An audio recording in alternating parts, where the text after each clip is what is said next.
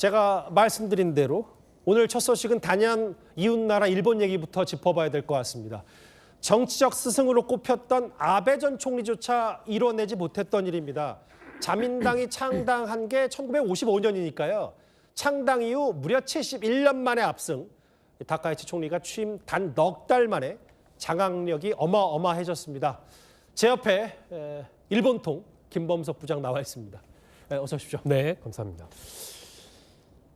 지난주인가요? 저하고 김범석 부장이 여기 이 자리에서 자민당 압승을 대체적으로 예상하긴 했는데 네. 압승 정도가 아니라 이 정도면 일본의 선거 역사를 새로 쓴 건 아닌지 모르겠어요. 맞습니다. 그래서 제가 어제 개표 상황을 처음부터 끝까지 다 봤는데 예. 그냥 별거 아닌 것 같은 장면이지만 굉장히 이를 잘 나타내주는 영상을 제가 포착을 했는데요. 어떤 그거부터 겁니까? 일단 예. 보시겠습니다. 예. 지금 이 장면인데요. 이게 어제 저녁 8시 40분쯤입니다. 다카이치 총리가 동계올림픽에서 금메달을 딴 선수를 치하하는 모습입니다. 네. 그러니까 이 시간은 8시 투표 마감과 동시에 출구조사가 발표되고 1시간도 지나지 않은 시점입니다. 그렇네요. 그러니까 그 시간에 다카이치 총리는 이기냐 지냐를 체크하는 게 아니라 다른 일을 한 거죠. 예. 그러니까 이런 장면을 공개할 정도로 여유가 있었다는 걸 시사를 합니다. 그래서 오늘 일본 언론들을 보니까 다카이치 1강의 시대가 열렸다고 평가를 했습니다. 1강 시대요. 네, 이 1강이라는 수식어가 아무에게나 붙는 건 아닙니다. 그러니까 제가 2018년 도쿄 특파원 시절 초반에 아베 전 총리가 선거에서 압승을 했는데 그때 아베 1강이라고 불렸습니다. 아하. 그러니까 그 이후 1강이라는 말이 붙은 게 아마 이 다카이치 총리가 처음일 것 같습니다. 근데 그때 이제 도쿄 특파원 지내셨을 때 그 네. 아베 1강보다 지금 다카이치 1강이 더 힘이 더 세다는 건데 네. 그 의석수를 한번 보면요.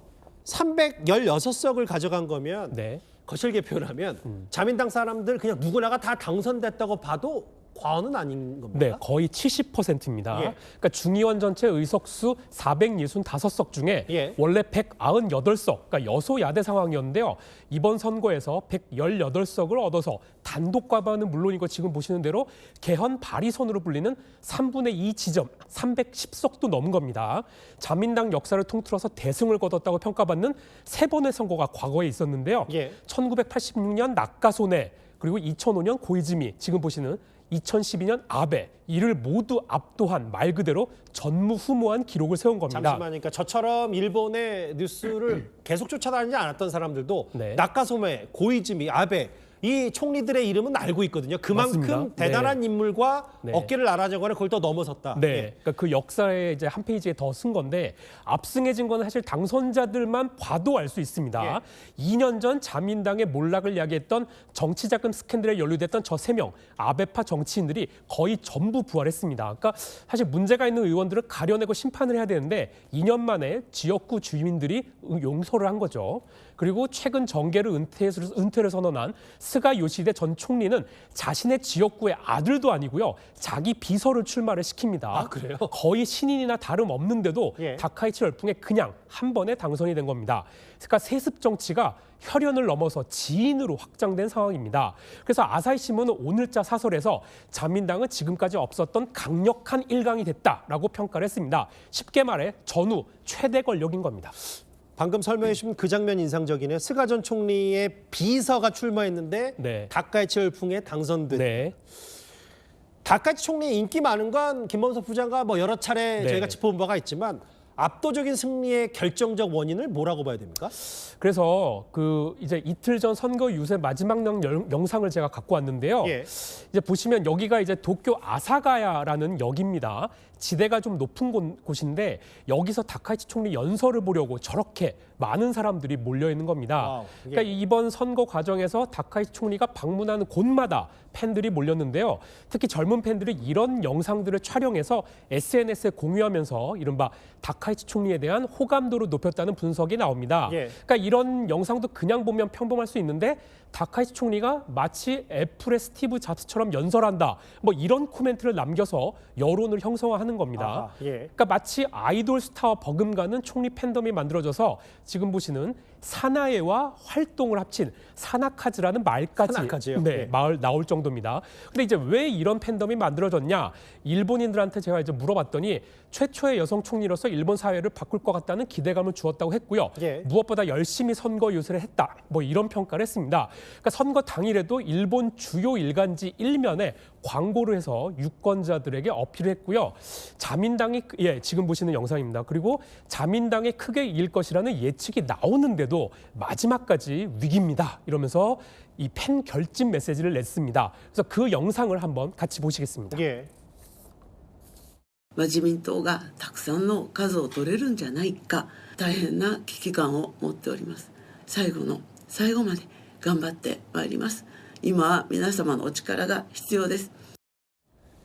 그러니까 선거 끝까지 방심하지 않고 긴장의 끈 놓치지 않고 자만하지 않으면서 네. 316석이라는 압승.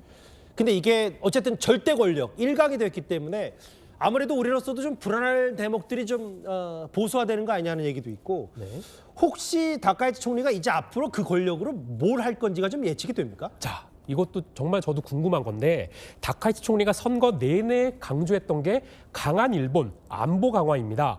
어제 다카이치 총리의 방송사 인터뷰만 봐도요.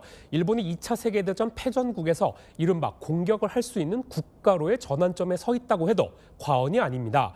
자, 우선 다카이치 총리는요. 예. 핵무기 보유, 제조, 반입을 금지하는 이른바 비핵 3원칙 재검토를 주장해 왔는데 어제 인터뷰에서도요. 최종적으로 정권이 책임을 가지고 결정해야 한다라고 말했습니다. 그러니까 핵무기를 만들고 가질 수도 있다라는 거죠. 예. 그리고 살상무기 수출 가능성에 대해서도 신중하게 검토하겠다라고 밝히면서 부정을 하지 않았습니다. 그러니까 일각에서는 아베 정권보다 더 한 발 나아가서 진짜 살상무기 수출이 가능해질 수 있다는 분석도 나옵니다. 아하, 예. 그리고 이제 개헌 발의선은 310석을 넘었으니까 지난주에 제가 말씀드린 대로 자위대를 헌법에 명기하는 평화헌법 개헌 추진도 조만간 본격화될 것으로 보입니다. 그렇겠죠. 3시간 전에 오늘 오후 6시 선거 이후 첫 기자회견에서도 이 말을 했습니다. 아하, 예. 그러니까 일본 자민당 관계자한테 오늘 전화를 걸어봤더니 이런 얘기를 했습니다.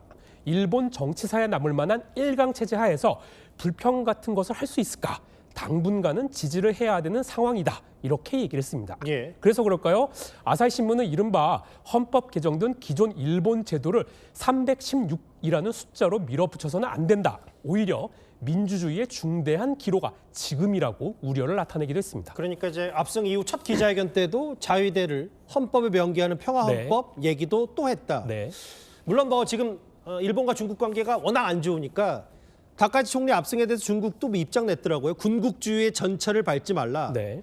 그럼 우리 외교당국이 혹은 청와대가 실제로 다카이치 총리 압승에 대응해야 될 부분이 있다면 뭐가 있을까요? 뭐 당장 무슨 한일 관계가 막 갑자기 바뀌거나 이럴 관측이 나오지는 않습니다. 예. 이재명 대통령과의 셔틀 외교도 해야 되고요. 특히 중일 갈등이 지금 굉장히 격화되고 있는데 우리나라까지 관계를 악화시킬 명분은 없거든요. 그런데 어제 방송 인터뷰에서 야스쿠니 신사 참배 얘기가 나왔습니다. 예.